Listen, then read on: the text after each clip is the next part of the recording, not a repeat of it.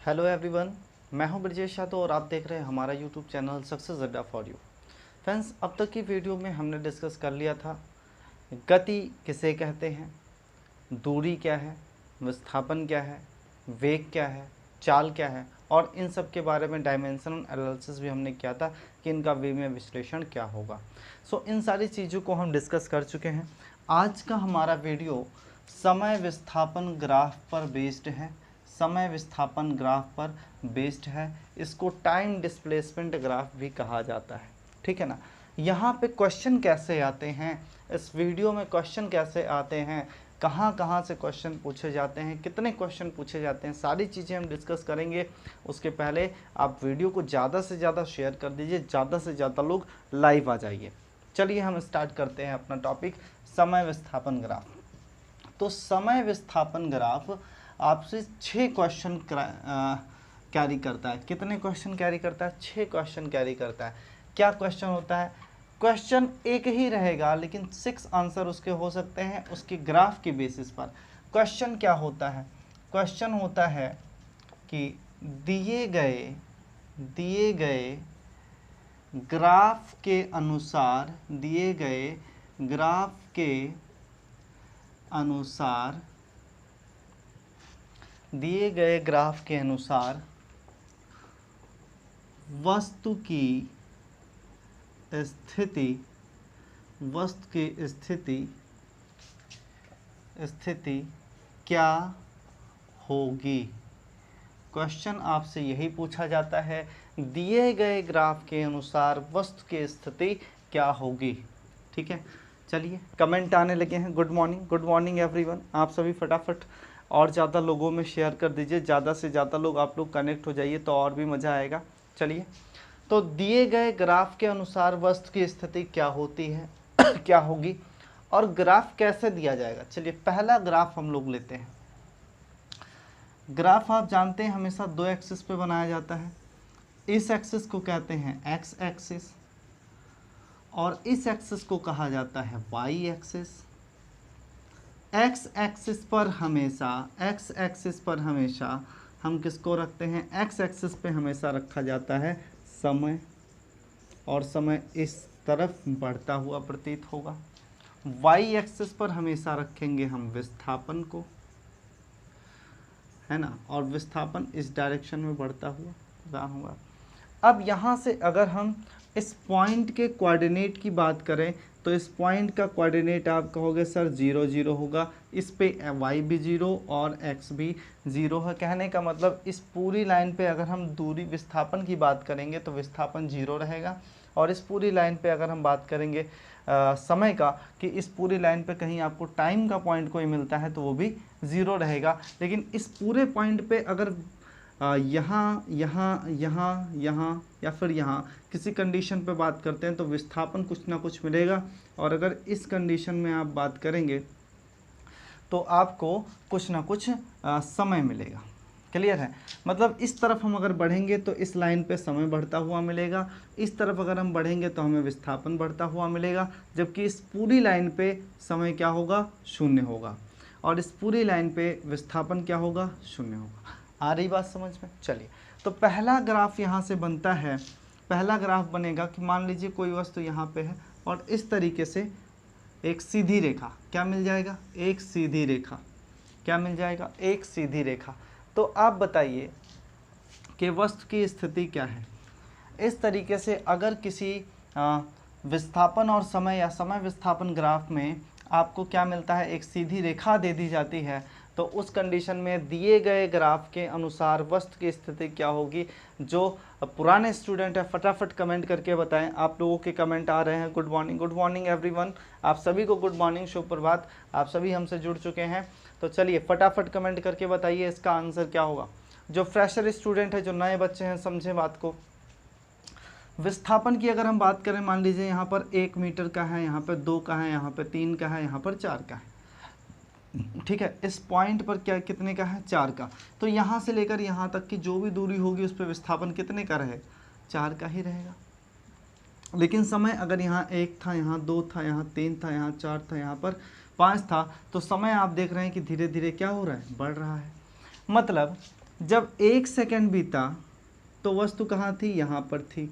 दूसरा सेकंड बीता तो वस्तु कहाँ होगी भाई, इसी के सिद्ध में होगी ना। तो दूसरा सेकंड बीता तो वस्तु कहाँ है, यहाँ पर है। तीसरा सेकंड बीता तो भी वस्तु यहाँ, चौथा सेकंड तो भी यहाँ, पांचवा सेकंड तो भी यहाँ।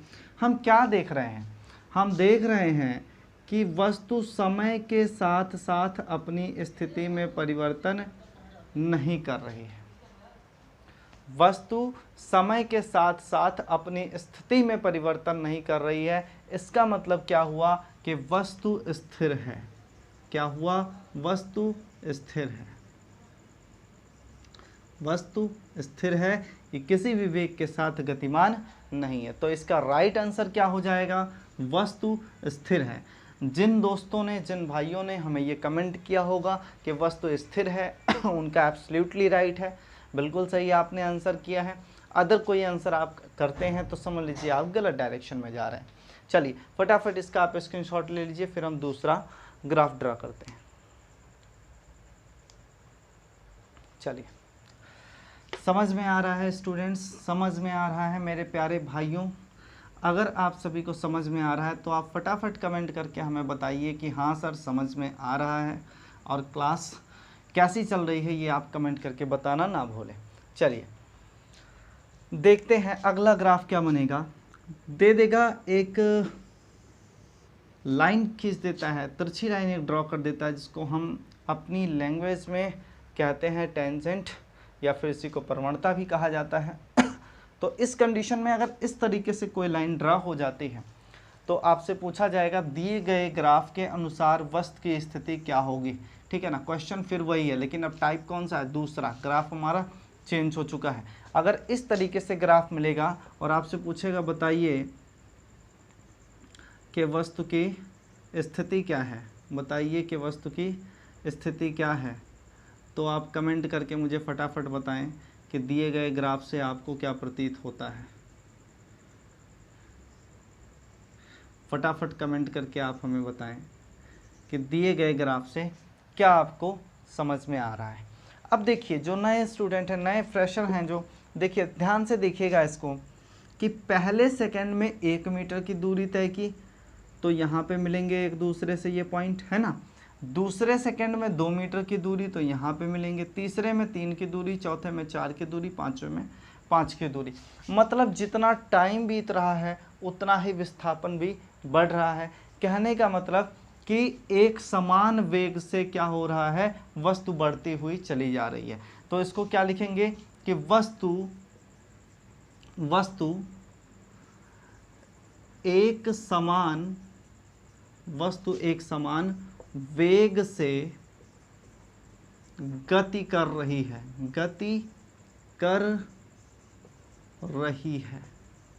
क्लियर है।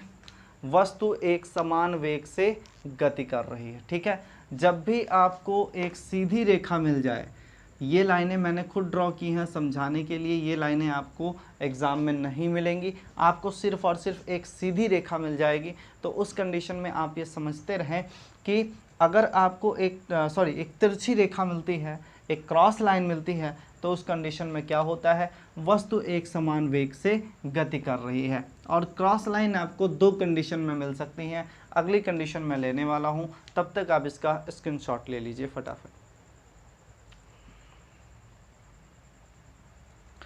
चलिए, आप सभी ने स्क्रीनशॉट ले लिया होगा। एरियस करते हैं इसको और चलते हैं अगले ग्राफ की तरफ।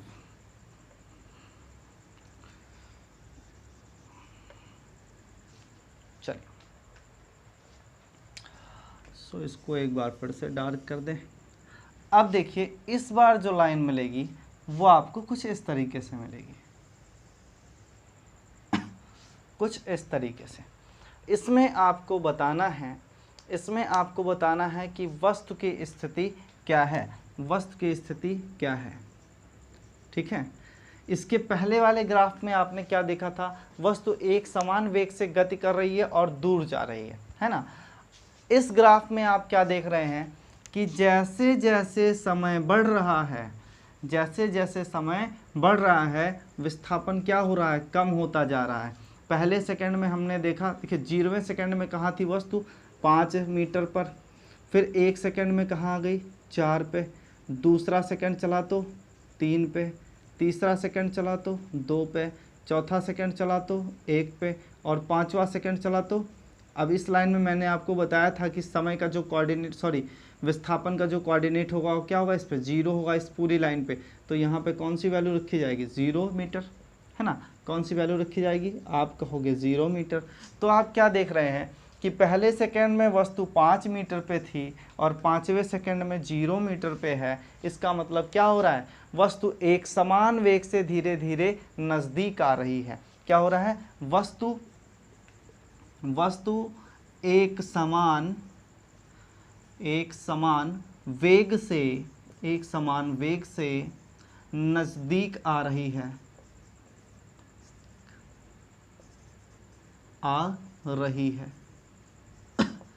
नज़दीक, या फिर इसे पास भी लिख सकते हैं आप, नज़दीक या पास आ रही है।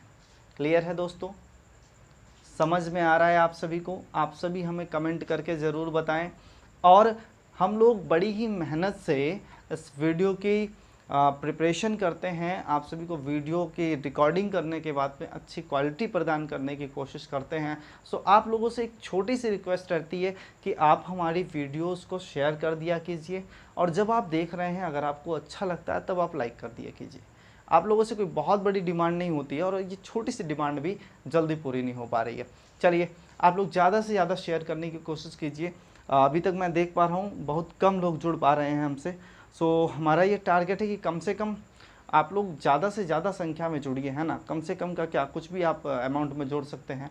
मैक्सिमम की कोई काउंट नहीं होता कि मैक्सिमम में आप कितना जोड़ते हैं, लेकिन जितने ज़्यादा लोग रहेंगे उतना ही ज़्यादा अच्छा लगेगा हमें।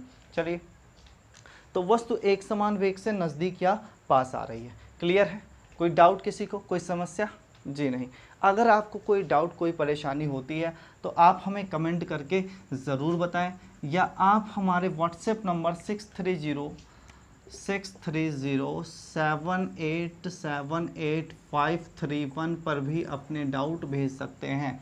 6307878531 पे भी आपको किसी भी प्रकार का कोई डाउट होता है, आप क्वेश्चन सॉल्व कर रहे हैं, कोई प्रैक्टिस सेट सॉल्व कर रहे हैं, अगर क्वेश्चन आपको नहीं समझ में आता है तो तुरंत आप उसकी एक पिक सेलेक्ट कीजिए और इस नंबर पे भेज दीजिए, आपको उसका बेटर सोल्यूशन मिलेगा। चलिए चलते हैं अगले टॉपिक की तरफ, कहने का मतलब कि अगली ग्राफ की तरफ।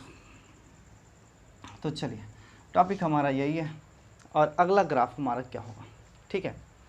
तो अभी तक हमने क्या देखा, एक कंडीशन में देखा वस्तु स्थिर थी, एक कंडीशन में देख रहे हैं कि वस्तु एक नियत वेग से बढ़ रही थी, एक कंडीशन हमने ले ली कि वस्तु क्या हो रहा है, एक नियत वेग से नज़दीक आ रही है।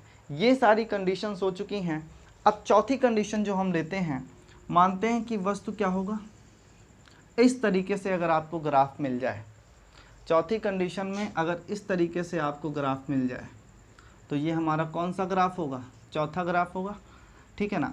अब आप हमें कमेंट करके बताइए कि ये किस प्रकार की गति को प्रदर्शित करता है, ये किस प्रकार की गति को प्रदर्शित करता है। आप देखिए, पहले सेकंड में दोनों की स्थितियाँ क्या थी, 0 वाले सेकंड में, पहले सेकंड में क्या हुआ, वस्तु ज़्यादा दूरी तय कर, पहले सेकंड में देखिए 1 से कम है, यहाँ पर है पोजीशन, दूसरे सेकंड में कहाँ है, 1 से ज़्यादा है, तीसरे सेकंड में ये 5 से भी ऊपर पहुँच चुकी है।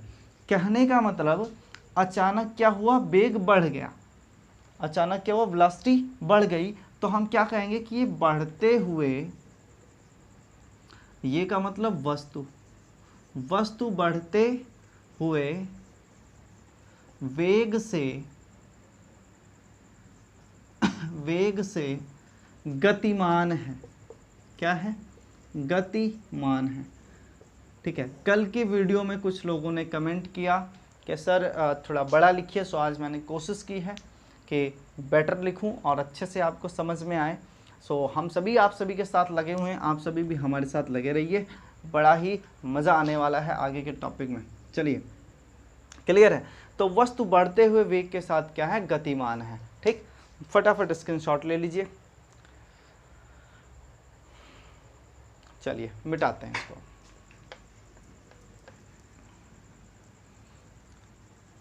अगला ग्राफ होगा, अगला ग्राफ होगा जब ग्राफ आपको जिगजैग मिल जाए इस तरीके से, तो आप क्या कहेंगे कि ये किस प्रकार की गति कर रही है, क्योंकि आप देख रहे हैं वेग एक समान रूप से बढ़ रहा है, फिर घट भी रहा है, फिर बढ़ जा रहा है, फिर घट जा रहा है।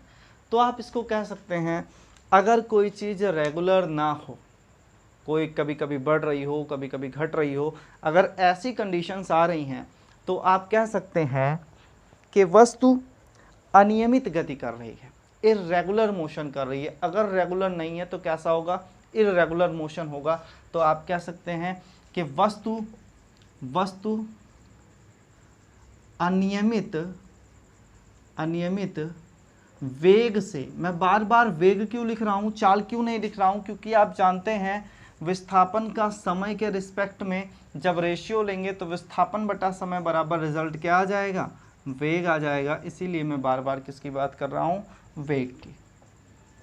तो वस्तु अनियमित वेग से गतिमान है, क्लियर।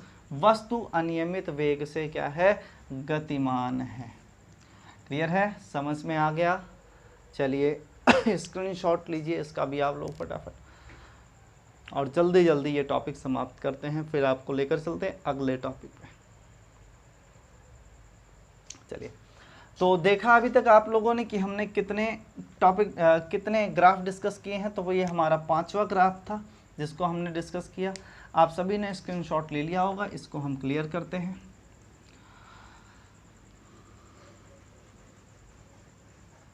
चलिए, तो अब जो हमारा लास्ट बच रहा है, मोस्ट इम्पॉर्टेंट, कई सारे एग्जाम में पूछा गया है। इस तरीके से आपको एक ग्राफ दे दिया जाएगा, और अगर आप थोड़ा सा भी कंफ्यूज हुए, थोड़ी सी भी आपने कन्फ्यूज़न की कि सर ने कहा था जब भी एक सीधी रेखा मिल जाए तो आप क्या कह देना कि वस्तु स्थिर है। तो ऐसी कंडीशन हमेशा मत लिखना। जब वाई एक्सिस पर सीधी रेखा मिल जाए तब आप कह सकते हैं वस्तु स्थिर है।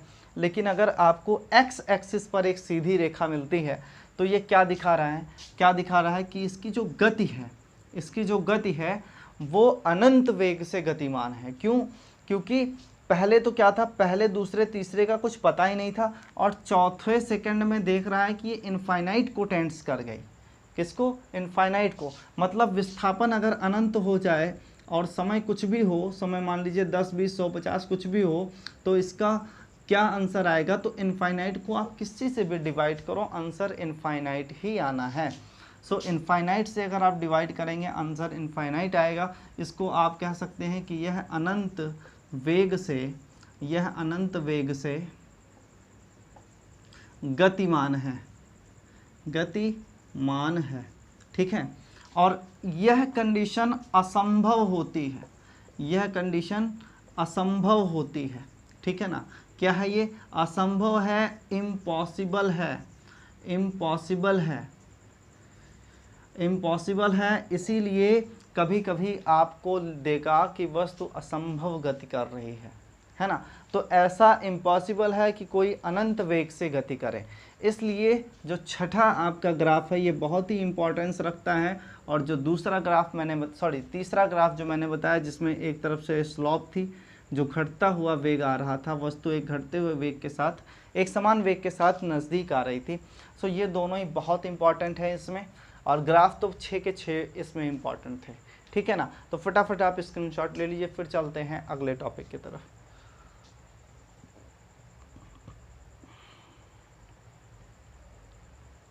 चलिए, तो इस तरीके से आपने देखा कि समय विस्थापन ग्राफ को बहुत ही इजी वे में आप तक पहुंचाया गया, बहुत ही इजी वे में हमने एक्सप्लेन किया।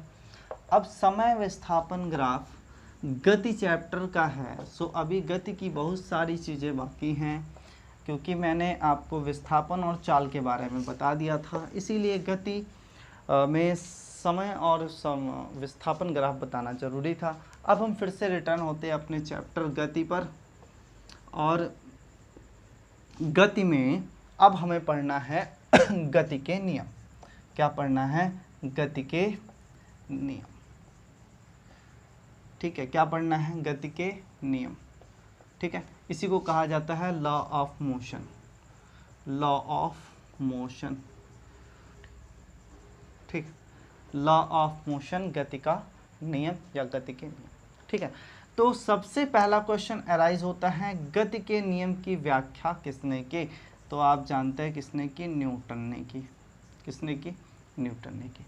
गति के नियम कितने हैं? यह 3 नियम, ठीक है। गति के कितने नियम हैं? 3 नियम हैं। तो अब देखिए यहीं से कहानी स्टार्ट होती है कि यह तीनों नियम कौन कौन से हैं। यह गति के तीनों नियम कौन कौन से हैं? तो गति के 3 नियम, प्रथम, द्वितीय व तृतीय, 3 नियम हैं और तीनों नियम का प्रतिपादन किसने किया? न्यूटन ने किया। तीनों नियमों का प्रतिपादन किसने किया? न्यूटन ने किया। चलिए आप लोगों के लिए एक क्वेश्चन कि न्यूटन द्वारा रचित पुस्तक का नाम बताइए जिसमें गति के तीनों नियम की व्याख्या की गई है। न्यूटन द्वारा रचित पुस्तक का नाम बताना है आपको, बुक का नाम बताना है जिसमें गति के तीनों नियमों की व्याख्या की गई है। फटाफट आप लोग कमेंट करके हमें बताएं, जल्दी जल्दी कमेंट करके बताएं क्या है उस बुक का नाम जिसमें न्यूटन के तीनों नियम लिखे गए हैं। तब तक हम देख लेते हैं क्या है इनका प्रथम, द्वितीय और तृतीय नियम। चलिए, तो न्यूटन के प्रथम नियम के अनुसार यदि कोई वस्तु स्थिर अवस्था में है तो वह स्थिर अवस्था में रहेगी, और यदि कोई वस्तु गतिमान अवस्था में है तो वह गतिमान अवस्था में रहेगी जब तक उस पर कोई बाह्य बल ना लगाया जाए। जब तक उस पर कोई बाह्य बल ना लगाया जाए, ठीक है। न्यूटन के प्रथम नियम को ही गैलीलियो महोदय ने भी दिया था। गैलीलियो महोदय ने भी दिया था, इसीलिए न्यूटन के प्रथम नियम को गैलीलियो का नियम भी कहा जाता है, ठीक है। अब जो नियम गैलीलियो ने दिया था वो यह नहीं था कि अगर कोई वस्तु स्थिर है तो स्थिर रहेगी और गतिमान है तो गतिमान रहेगी। गैलीलियो महोदय ने कहा था कि वस्तु के अंदर एक गुण होता है, वस्तु के अंदर एक गुण होता है, वह अपनी स्थिति को बनाए रखना चाहती है, स्थिति को बनाए रखना चाहती है, और इस गुण को उन्होंने नाम दिया जड़ता। क्या नाम दिया? जड़ता। और इस जड़ता को ही आगे चल के कहा गया जड़त्व। क्या कहा गया? जड़त्व। तो इस तरीके से न्यूटन के प्रथम नियम को ही जड़त्व का नियम भी कहते हैं।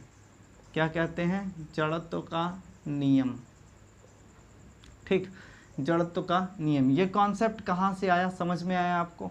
हाँ, न्यूटन ने अपना प्रथम नियम दिया और प्रथम नियम में क्या बताया कि अगर कोई वस्तु स्थिर है तो स्थिर अवस्था में रहेगी, और अगर कोई वस्तु गतिमान अवस्था में है तो गतिमान अवस्था में रहेगी जब तक उस पर कोई बाह्य बल ना लगाया जाए।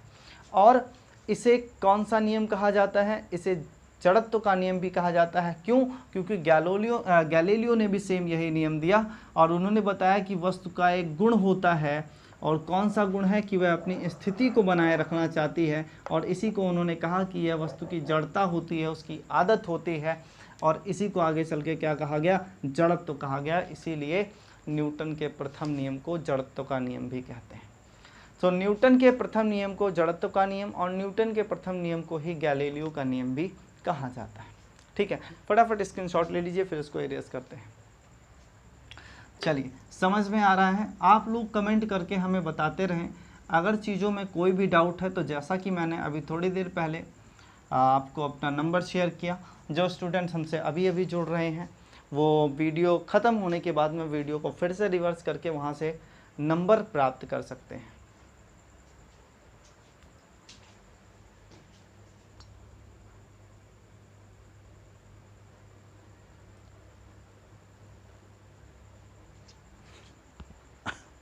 चलिए, तो समझ में आ रहा होगा आप सभी को। न्यूटन का प्रथम नियम हमने डिस्कस कर लिया है। न्यूटन के प्रथम नियम के कुछ एग्जाम्पल हैं। न्यूटन के प्रथम नियम के कुछ एग्जाम्पल हैं, जैसे कंबल का झाड़ना।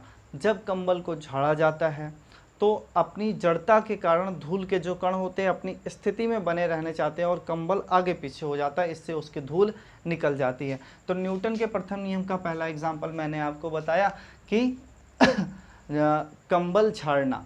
दूसरा, डालियाँ हिलने पर फलों का टूट जाना, आंधियों में फलों का टूट जाना न्यूटन के किस नियम, पहले नियम पे वर्क करता है। क्योंकि जब आंधियाँ आती हैं तो पेड़ तो गतिशील अवस्था में हो जाता है, लेकिन जो फल होते हैं वो गतिशील अवस्था में नहीं आ पाते और अपने जड़त्व के कारण क्या होते हैं, वो टूटकर गिर जाते हैं।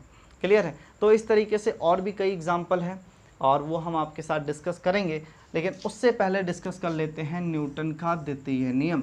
न्यूटन का द्वितीय नियम, दूसरा नियम क्या कहता है। तो न्यूटन के दूसरे नियम के अनुसार, न्यूटन के दूसरे नियम के अनुसार किसी वस्तु के संवेग परिवर्तन की दर, किसी वस्तु के संवेग परिवर्तन की दर, संवेग परिवर्तन किसी वस्तु के संवेग परिवर्तन की दर ना कहिए, आपके किसी वस्तु का संवेग परिवर्तन, न्यूटन के द्वितीय नियम के अनुसार संवेग परिवर्तन, संवेग परिवर्तन आरोपित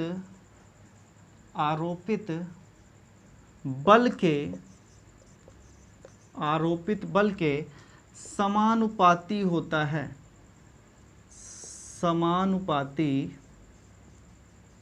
समानुपाती होता है। ठीक है, समझिए।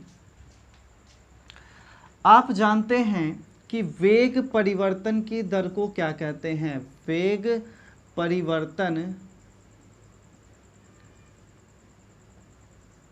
की दर को क्या कहते हैं, आप फटाफट बताइए, कमेंट बॉक्स में लिखिए मुझे फटाफट, वेग परिवर्तन की दर को क्या कहा जाता है। चलिए कमेंट कीजिए आप लोग। तो वेग परिवर्तन की दर को कहते हैं त्वरण और इसे ए से रिप्रेजेंट किया जाता है। क्यों, कोई डाउट? जी नहीं, बिल्कुल नहीं। और अगर इसी वेग में हम द्रव्यमान से गुणा कर दें तो ये वेग ना रहकर क्या बन जाता है, संवेग बन जाता है। क्या बन जाता है, संवेग बन जाता है। अब जो संवेग परिवर्तन की दर है इसमें त्वरण ना होकर, सिर्फ त्वरण ना होकर एक और राशि मल्टीप्लाई हो जाती है जिसको हम कहते हैं एम। क्यों? क्योंकि यहाँ पे वेग था, वेग परिवर्तन की दर को त्वरण कहा जाता था। मतलब वी यू माइनस वी, अंतिम वेग माइनस प्रारंभिक वेग, sorry v minus u upon t. ये क्या है, ये आप कहोगे सर ये वेग था हमारा, ये अंतिम वेग था, पहला वेग था, और वेग का जो अंतर है, वेग का जो परिवर्तन है, इसकी जो दर है, इसको हम ए से रिप्रेजेंट करते हैं या नहीं? बिल्कुल करते हैं। तो ये तो था आपका वेग परिवर्तन, इतनी क्वांटिटी, और इसके पहले हमने m से मल्टीप्लाई कर दिया, तो यहाँ भी आप m से मल्टीप्लाई करोगे तो यहाँ भी आपको m से मल्टीप्लाई करना पड़ेगा, तब तो दोनों साइड इक्वल होंगी। क्यों, कोई दिक्कत? तो संवेग परिवर्तन को हम क्या लिख सकते हैं, am या फिर ma लिख सकते हैं। तो संवेग परिवर्तन को हम क्या लिख सकते हैं, आप कहोगे सर हम लिख सकते हैं ma, और ये किसके प्रोपोर्शनल होती है, f के प्रोपोर्शनल, है ना, या इसी को हम लिख सकते हैं f प्रोपोर्शनल ma। अब क्या करेंगे, प्रोपोर्शनल का निशान हटाएंगे तो f इक्वल टू क्या आ जाएगा, k ma, है ना। k एक कांस्टेंट है जिसकी वैल्यू 1 होती है। तो अगर k एक कांस्टेंट, इसकी वैल्यू 1 है, तो दी गई राशि में रिजल्टेंट क्या हो जाएगा, f इक्वल टू ma, यही तो होगा। और इसी को न्यूटन का दूसरा नियम कहा जाता है। क्लियर? तो न्यूटन का दूसरा नियम f इक्वल टू ma। क्या है न्यूटन का दूसरा नियम, F इक्वल टू ma। इसका मतलब संवेग परिवर्तन की दर, सॉरी संवेग परिवर्तन आरोपित बल के समानुपाती होता है। ठीक, न्यूटन के दूसरे नियम को एक और नाम से जानते हैं जिसे हम संवेग संरक्षण का सिद्धांत भी कहते हैं। सो न्यूटन के दूसरे नियम को संवेग संरक्षण के सिद्धांत के नाम से भी हम जानते हैं। चलिए डिस्कस कर लेते हैं न्यूटन का तीसरा नियम। न्यूटन के दूसरे नियम के कुछ एग्जाम्पल हैं, जैसे जो खिलाड़ी होता है बॉल को पकड़ने के लिए हाथ को थोड़ा सा पीछे खींचता है। क्यों? क्योंकि गेंद का जो भार है वेलोसिटी के कारण क्या होता है, वो वेट उसका वेलोसिटी के कारण मोमेंटम में कन्वर्ट हो जाता है, और मोमेंटम को अगर आप कम नहीं करेंगे तो बॉल स्थिर नहीं होगी, रुकेगी नहीं। तो मोमेंटम को, संवेग को कम करने के लिए खिलाड़ी क्या करता है, पीछे की तरफ हाथ को लेता है कि धीरे धीरे क्या करे, अपना भी वेग उसमें कम करके धीरे धीरे उसमें मंदन ले आए। ठीक है ना, क्या ले आए, मंदन ले आए। तो उस मंदन की वजह से गेंद फिर रुक जाएगी। क्लियर है? तो संवेग परिवर्तन आरोपित बल के समानुपाती होता है। यह न्यूटन का कौन सा नियम था? दूसरा नियम था।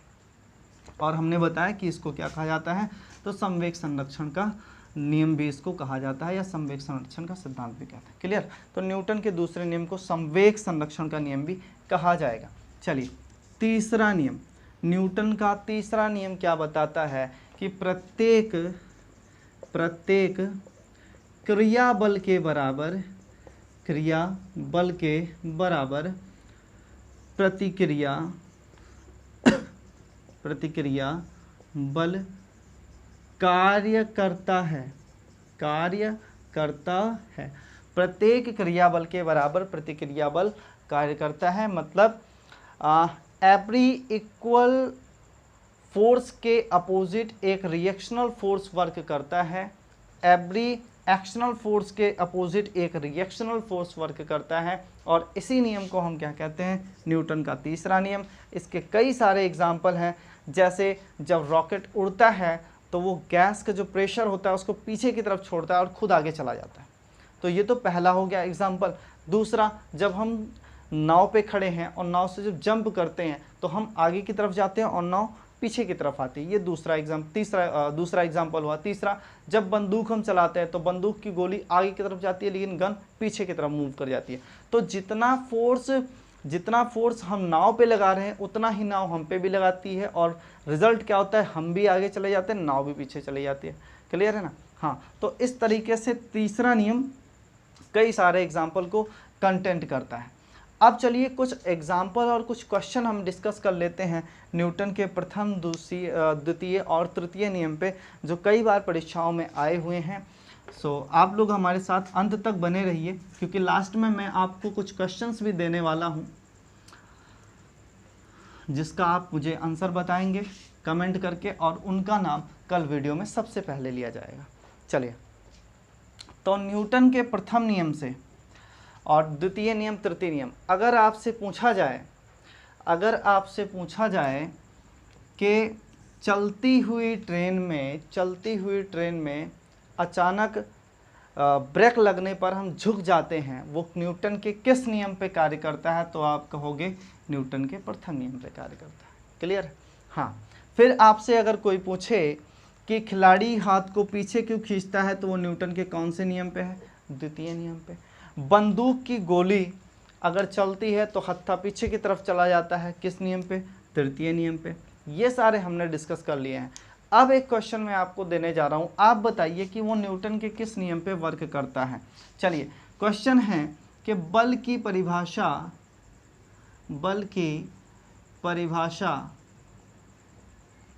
न्यूटन के किस नियम से प्राप्त होती है? किस नियम से प्राप्त होती है? फटाफट मुझे कमेंट करके बताइए, बल की परिभाषा न्यूटन के किस नियम से प्राप्त होती है? तो ऑप्शन है आपका ए पहला नियम, बी दूसरा नियम, सी तीसरा नियम, और डी नन ऑफ दीज। फटाफट कमेंट करके बताइए। आपको 3 ऑप्शन दे दिए हैं, ए बी सी, कौन सा होगा? फटाफट कमेंट करके बताइए। आपके कमेंट आ रहे हैं, कुछ लोग ए कमेंट कर रहे हैं, कुछ लोग बी कमेंट कर रहे हैं। फटाफट कमेंट कीजिए और बताइए।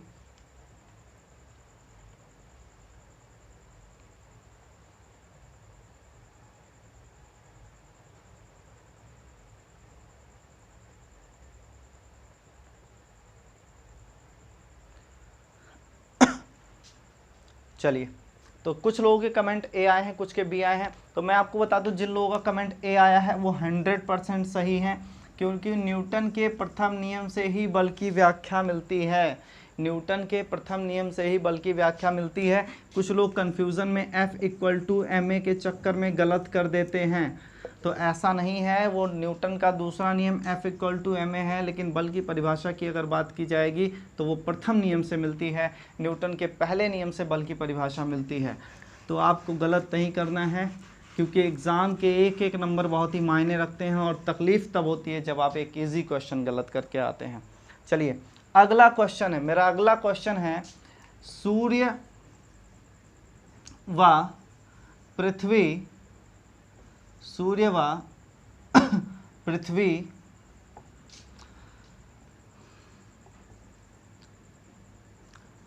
एक दूसरे से बंधे हुए हैं, यह न्यूटन के किस नियम का पालन करते हैं? फटाफट कमेंट करके बताइए। सूर्य और पृथ्वी एक दूसरे से बंधे हुए हैं,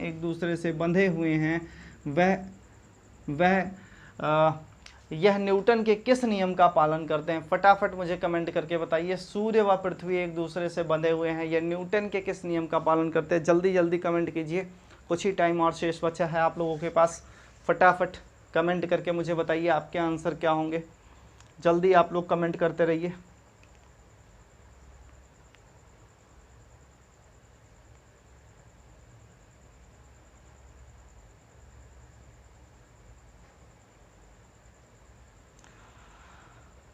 बहुत ही अच्छा, कुछ लोगों ने हमें कमेंट किया है कि यह न्यूटन का प्रथम नियम है, कुछ लोगों ने कमेंट किया सर तृतीय नियम है।